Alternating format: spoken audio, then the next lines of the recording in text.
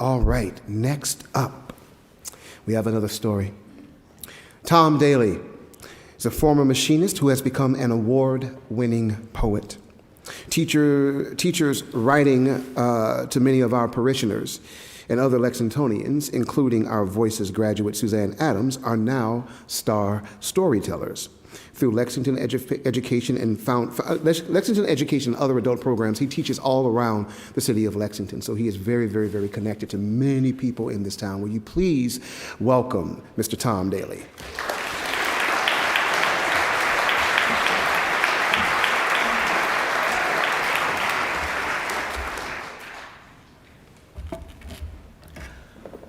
Many of you probably imagined that the explosive rip and tingle you felt when you first fell in love would last as long as you and your intended would last.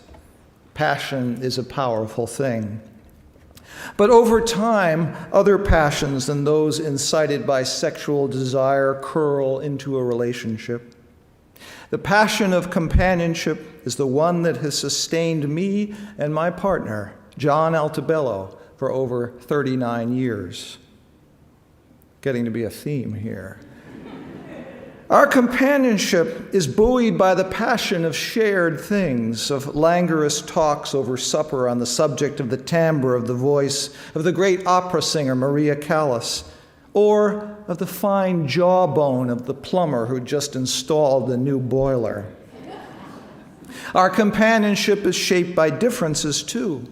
By lying in bed together and reading. Me, a Trotskyist bi-weekly I used to sell in Mattapan Square every Saturday, and John, his hefty tome, with the genealogies of every aristocratic family in Europe, Burke's peerage, baronetage, and knightage.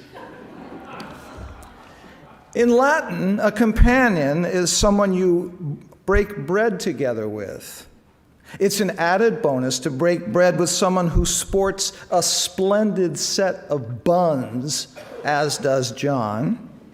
At a family wedding reception, a committee of female cousins rating male tushes voted my derriere the worst rear end of anyone's, but John's was elected best butt in the show.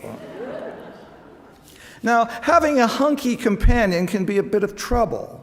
I once made the mistake of inviting John to a party with my coworkers, and every gay man there elbowed each other trying to get a proposition in to John, a jockeying he did not discourage. We came to envious blows that night, but we got over it. More recently, a saleswoman in a store that John frequents asked him, "Are you single?"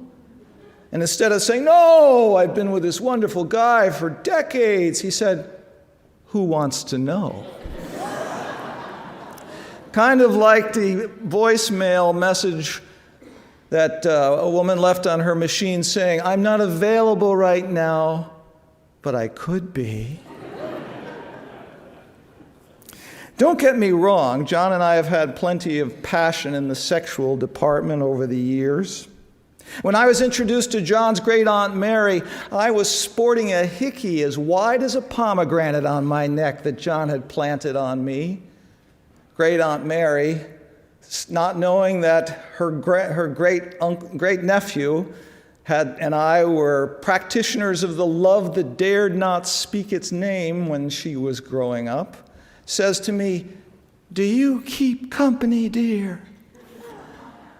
"Keep company?" I said. "What is that?" And a cousin said, "She means, do you court?"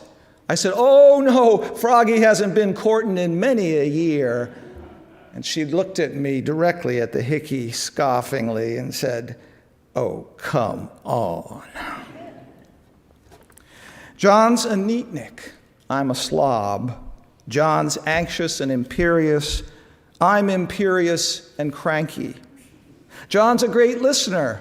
I'm a know-it-all. John's considered a saint among the family and friends.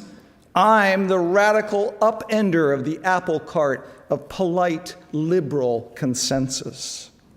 But saint that he is, John can dole out a diss when he chooses. He just doesn't broadcast it.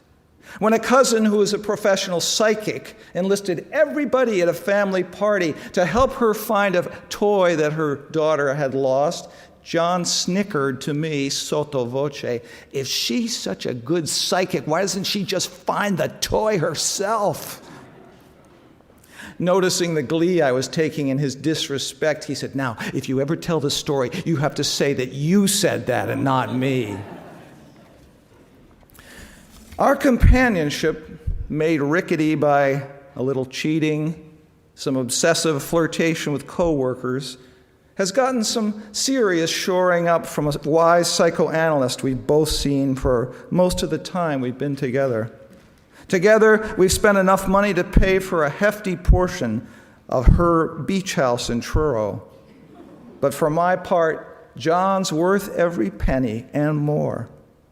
We don't have to worry about waking the neighbors with our love moans so much anymore, but I assure you that spooning with John and petting his bald head is as satisfying and fascinating as any expedition we ever took into the erogenous zone. I expect that the force, if not the actuality, of our companionship will survive when one of us predeceases the other, which is probably what's going to happen.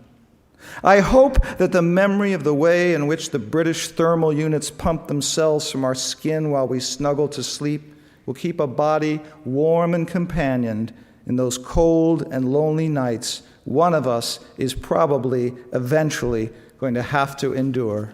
Thank you.